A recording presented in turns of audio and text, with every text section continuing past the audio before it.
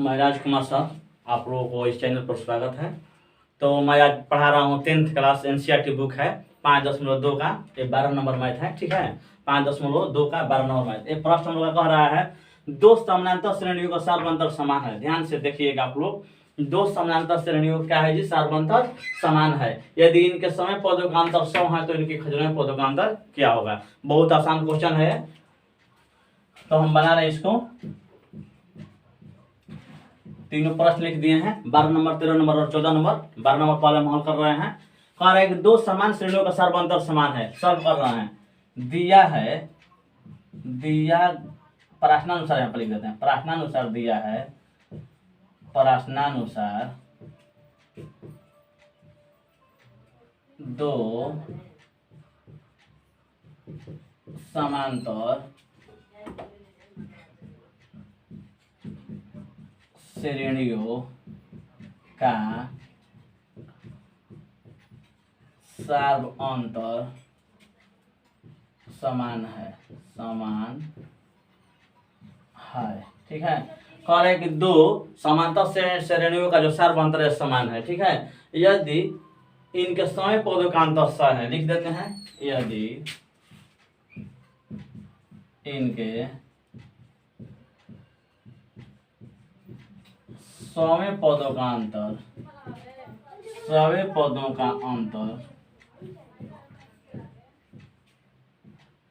100 है तो इनके, कह रहा है कि इनके सभी पदों का अंतर 100 है तो इनके 1000वें पदों का अंतर क्या होगा। तो इनके 1000वें पदों का अंतर 100 ही होगा। यही हो जाएगा आंसर।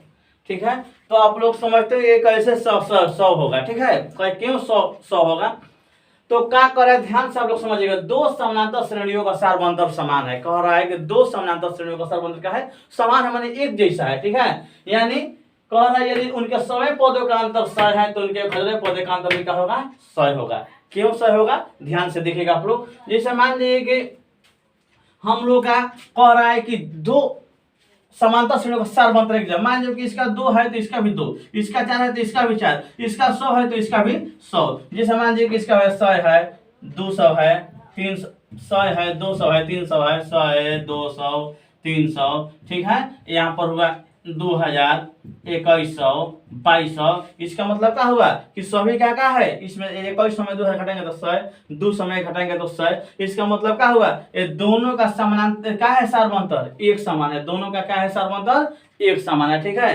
तो हम लोग का प्रश्न में दिया है कि दो समान श्रेणियों का सार्वंतर समान है। यदि इनके समय पदों का अंतर अगर 100 है तो उनके 1000वें पदों का अंतर भी क्या होगा, 100 होगा, क्योंकि दोनों का सार्वंतर एक जैसा है। इसका बना अगर इस तरह भी हम लोग कर देंगे तो हम लोग का मैथ बिल्कुल 100 में 100% सही होगा। ठीक है, तो हम लोग अब जान गए हैं कि अगर किसी दो समानांतर श्रेणियों का सार्वंतर एक जैसा होगा और उनके बोलेगा 50वें पद का अंतर 500 है तो उनके 5000 पदों का अंतर भी कितना होगा, 500 ही होगा। ठीक है, क्योंकि एक समान है डी का मान। अब हम बनाते हैं इसका 13 नंबर प्रश्न। ध्यान से देखिएगा आप लोग। 3 अंक वाली कितनी संख्याएं 7 से विभाज्य है। 3 अंक वाली जो है कितनी संख्याएं हैं कि 7 से क्या है जी, विभाज्य है। ठीक है, 3 अंक के पहले संख्या हम लोग देखेंगे। 3 अंक की संख्या कितना होगा, 999 ही ना होगा जी। 3 अंक की सबसे बड़ी संख्या ही ना होता है हम लोग का 999। ठीक है, तो कह रहे हैं कि 7 से विभाज्य वो कौन सी संख्या है, वो कितनी संख्या है जो कि 7 से विभाज्य होगी। तो हम 7 से भागा देंगे। 7 एकम 7, 9 में से 7 घटा 2, 9 का 9। ठीक है, 7 चौके 28, 1 9, 7 दूनी का 14। ये क्या हुआ, 9 में से 5 घटा 4 काट बोल, तो 999 में से 5 घटा देंगे। 999 में से 5 घटा देंगे तो 9 में से 5 घटा 4, 9 का 9, 9 का 9। तो सबसे बड़ी संख्या क्या होगा जो 7 से भी विभाज्य होगी 3 अंक की, तो कितना हो जाएगा, 994। ध्यान से देखेंगे वो कौन सी संख्या है, सबसे 3 अंक सबसे बड़ी संख्या क्या होगी जो 7 से भी विभाज्य होगी, तो कितना होगी, 994। अब सबसे छोटी संख्या देखते हैं, तो ना हम निकालेंगे प्रथम पद, द्वितीय पद, तृतीय पद। अब हम क्या करेंगे, 100, 3 अंक की सबसे छोटी संख्या है 100। 100 तो 7 से नहीं जाएगी, 101 भी नहीं जाएगा, 102, 102 भी नहीं जाएगा, तो 7 एकम 7, 3 2 नहीं जाएगा, नहीं जाएगा ना। अब हम 103, तो 7 चौके 28, 7 एकम 7, 3 3 7 चौके 28 भी नहीं जाएगा, 104 ये भी नहीं जाएगा, 105, तो 105 तो 1 एकम 7 3 7 5 35, 15 7 75 से। तो सबसे 3 अंक से 6 सबसे छोटी संख्या क्या है जो 7 से विभाज्य है, 105 है। और सबसे बड़ी संख्या कितना है, 994। ठीक है, अब हम बनाते हैं इसको। हम लोग का पता चल गया कि सबसे छोटा संख्या 7 अंक से विभाज्य वाले 3 अंक कौन है, 105 है। सबसे बड़ी संख्या कितना है, 994 है। ठीक है,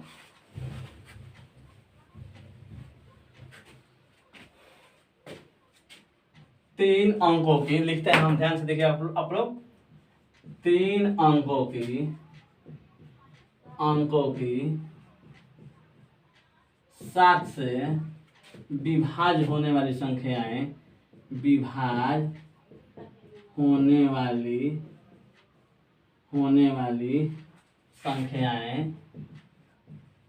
संख्याएं कितना होगा, ध्यान से देखेंगे क्या होगा। 6 सबसे छोटा कितना आया था, 105।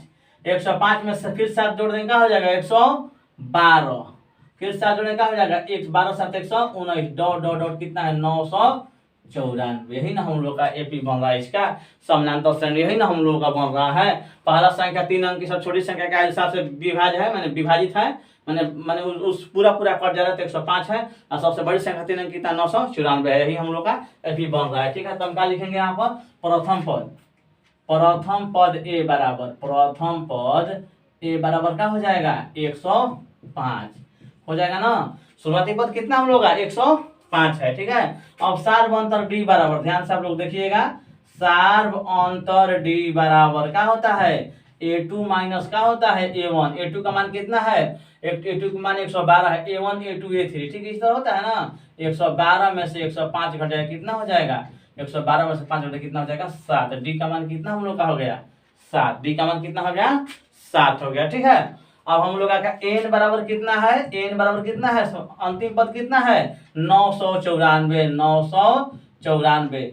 तो n बराबर का ज्ञात करना है, व्हाट ही हम लोगों को ज्ञात करना है। n का संख्या माने कितनी संख्या है 3 अंक की जो 7 से विभाज्य है। ठीक है, लिखेंगे सूत्र से क्या लिखेंगे, सूत्र से n बराबर a plus n minus 1 into D. यही ना सूत्र होता है। n कितना है, 994 है, 994 अंतिम पद 994 है। a का मान कितना है, 105 है, प्लस का प्लस, n का मान मालूम नहीं है, माइनस 1 का 1, और डी का मान कितना हम लोग जी 7 का 7 है। ठीक है, ध्यान से देखिएगा आप लोग, 994 बराबर का बराबर 105। अब क्या होगा, प्लस का प्लस, 7 में n में गुना होगा तो क्या हो जाएगा, 7 है ना, माइनस 7 में 1 में होगा तो माइनस 7। ठीक है, आप लोग ध्यान दीजिए, 994 994 बराबर एक जगह पर 105, n के जगह पर क्या है, 7 में गुना होगा तो 7n, प्लस का प्लस और प्लस माइनस माइनस, तो 7 में माइनस 1 में होगा तो माइनस 7। ठीक है, n का मान कितना हम लोग का है, 994 लिख दिया। ठीक है, और ध्यान से देखिएगा, 994 इधर जाएगा तो क्या हो जाएगा, प्लस 7, इधर जाएगा तो क्या हो जाएगा, माइनस 105 बराबर क्या हो जाएगा, 7n। ध्यान से देखिएगा, 994 इधर माइनस 7 है तो प्लस 7, अगर इधर बराबर की इधर प्लस में तो इधर जाएगा तो माइनस 105 बराबर 7n के 7n। ठीक है, अब हम जोड़ते हैं, कहा कितना हो जाएगा, 994 6 1001 में 1001 हो जाएगा, 7 जोड़ेंगे तो 7 4 11 1 9 10 9 1 10, 1001 में से 105 घटाएंगे, 1001 में से 105 घटा रहे हैं, कितना हो जाएगा, 11 में से 5 घटेगा 6 हो जाएगा, 9 की 9 हो जाएगा, 9 की 9 में से 1 घटेगा 8, 896 हो जाएगा। ठीक है, 896 हो जाएगा, ये हो जाएगा 896 बराबर 7n। ठीक है, तो और n बराबर क्या हो जाएगा, 896 बटा में 7, 7 एकम 7, कितना बचा 19, 7 दूनी का 14, 5 6 7 8 है 56 8, तक कितना होगा, n बराबर क्या हो गया, 128 आंसर हो गया। तो हम क्या कहेंगे, 3 अंकों की कुल संख्या कितनी है जो 7 से विभाज्य है, 128 संख्या है जो 7 से विभाज्य। हम बोलेंगे कि 7 से विभाज्य होने वाले 3 अंक की कुल संख्या कितना होगी, 128 होगी। इसी सूत्र पर हम लोग बना देंगे। ठीक है, अब हम आप लोगों को बनाते हैं 14 नंबर का प्रश्न का हल कर रहे हैं।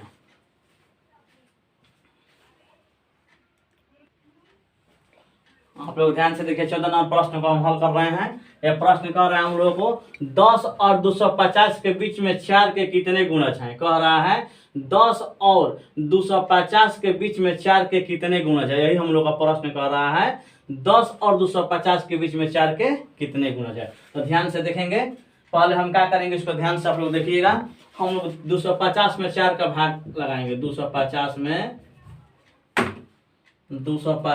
4 के भाग लगाएंगे। 250 में 4 का भाग लगाएंगे। ठीक है, तो क्या हो जाएगा 4 का भाग लगाएंगे तो देखिए क्या होता है 250 में 4 का भाग लगा रहे हैं तो हो जाएगा हम लोगों को 2 4 6 का 24, 1 का 1 0, 4 दूनी का 8, 2 का 2। तो 250 में से 2 घटेगा। 250 में 2 घटेगा क्या हो जाएगा 248। 248 क्या हो जाएगा 4 से विभाज्य होने वाली संख्या, मतलब 10 और 250 के बीच में 4 से विभाज्य होने वाली संख्या 250 के बीच में सबसे अधिकतम क्या है 248 है। ठीक है, और निचला संख्या कितना है 10 तो नहीं जाएगा, 11 नहीं जाएगा। सबसे निचला संख्या क्या हो जाएगा हम लोग को जो 4 से विभाज्य होगी 2 अंक की संख्या 10 और 250 के बीच में। तो 10 से पहले तो नहीं कह रहा है, नहीं तो 4 8 हो जाता, लेकिन क्या कह रहा है हम 10 से बड़ी 10 और 250 के बीच में 4 के कितने गुणज है कह रहा है। तो ध्यान से देखिए 10 रहेगा या 20 और 250 रहेगा, 500 रहेगा, कितना भी रहेगा तो हम लोग क्या करते हैं जो संख्या दिया रहता है उसे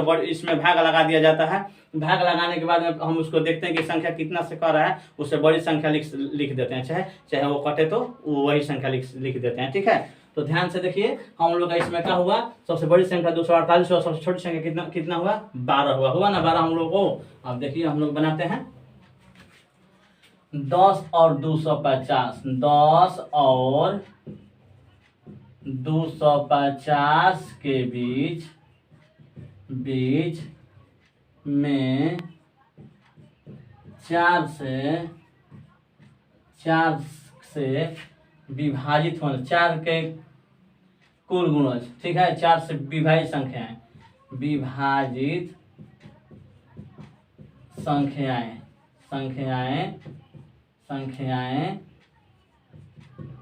कौन कौन है संख्याएं हैं कौन कौन है ध्यान से देखेंगे हम लोग का 10 और 250 4 से विभाजित संख्या में 4 के गुणज संख्या कौन कौन है ध्यान से देखेंगे। एगो का है 12 है सबसे छोटा संख्या, फिर का है 12 4 16 है, फिर क्या हो जाएगा 16 4 20 है, डॉट डॉट डॉट कितना है 248 है। ठीक है, यही ना हम लोग आया था। सबसे बड़ा संख्या कितना आया था 250 और 10 के बीच में 248 आया था जो 4 से विभाज्य है, और सबसे छोटी संख्या कितना आया था 12 आया था। 11 तो नहीं होगा 10 और 250 के बीच में कराया तो 12 होगा। तो 12 4 16 4 20 4 के हम कर देते हैं। ठीक है, ये भी 12 हो जाएगा तो 16 4 5 20 हो जाएगा, इस पर डॉट डॉट 248 4 6 24 4 2 का 8 ये भी कट जाएगा। ठीक है, तो हम क्या करेंगे ध्यान से देखिएगा आप लोग। प्रथम पद ए बराबर क्या लिखेंगे 12। ठीक है, सार्व अंतर डी बराबर क्या लिखेंगे A2 - A1 तो 16 - 12 बराबर क्या हो जाएगा 4 का 4। डी का मान क्या हो जाएगा 4 हो जाएगा। अंतिम पद n बराबर कितना हो जाएगा 248 हो जाएगा। तो n बराबर क्या ज्ञात करना है वाट, यही तो हम लोग को ज्ञात करना है। जिस प्रकार हम लोग का 13 नंबर बना उस प्रकार हम लोग का 14 नंबर भी बनेगा। तो सूत्र से क्या सूत्र लगाते हैं संख्या ज्ञात करने के लिए, कौन सा पद है ज्ञात करने के लिए सूत्र से क्या ज्ञात करेंगे सूत्र से n बराबर क्या होता है a + n - 1 इंटू क्या होता है d होता है। बहुत सिंपल से सूत्र है। n का मान कितना हम लोग का है 248, एकदम जगह को बिठा देना जिस जगह पर है जिस स्थान पर है 248 बराबर a का मान कितना है ध्यान से देंगे a का मान कितना है 12 है, फिर प्लस का प्लस n का मान हम लोग तो ज्ञात करना है। तो n का n - 1 का d का मान कितना है 4 का 4 है। ठीक है, बहुत आसान है मैथ। और 248 बराबर 12 और 4 में n में गुना होगा तो क्या हो जाएगा +4 हो जाएगा ना, और -1 में 4 में तो -4 का 4 उसी तरह करना है जिस प्रकार 13 बनाया अभी। तो 248 ठीक है, इधर है -4 इधर हो जाएगा तो +4। ठीक है, इधर +12 है तो इधर जाएगा तो -12 बराबर क्या हो जाएगा 4n। ठीक है, और 248 4 कितना होता है 252 और -12 बराबर क्या होता है 4n। ठीक है, तो क्या हो जाएगा 252 में से 12 घटेगा 240 50 52 240 हो जाएगा। 240 बराबर का हो जाएगा 4n, ठीक है। तो और n बराबर का हो जाएगा 240 बटा में 4, 4 छका 24, 60 बार में कट जाएगा। तो n बराबर कितना हो जाएगा 60। इसमें 60 जो पद हैं जो कि कह रहे हैं कि हम लोग 10 और 250 के बीच में 4 के कितने गुणज हैं जी, तो 10 और 250 के बीच में 4 के 60 गुणज है। यही हम लोग का हो जाएगा, आंसर हो जाएगा, ठीक है। अब हम अगले वीडियो में आप लोगों को मिलेंगे। 15, 16, 17, 18, 19, 20 तक मैथ है, उसमें अगले वीडियो में मिलेंगे।